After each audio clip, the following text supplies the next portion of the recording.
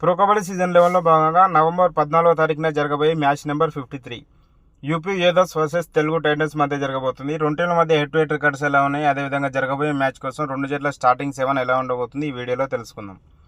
ముందుగా ఈ రెండు టీంల మధ్య హెడ్ టు హెడ్ రికార్డ్ చూసుకున్నట్లయితే టోటల్ 14 మ్యాచ్లు జరగగా యూపీ ఏదోస్ 9 మ్యాచ్లు విజయం సాధిస్తే తెలుగు టైటన్స్ 3 మ్యాచ్లు విజయం సాధించి 2 మ్యాచ్లు టైగా ముగిశాయి.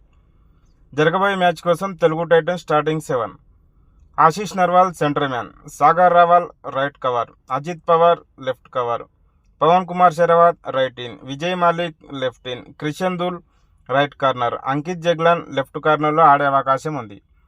UP Yoddhas starting 7: Gagan Gowda centre man, Ashu Singh right cover, Vivek allrounder, Shivam Chaudhary right in, భరతుడా left in, Hitesh right corner, Sumit Sangwan left కార్నర్లో ఆడే అవకాశం ఉంది.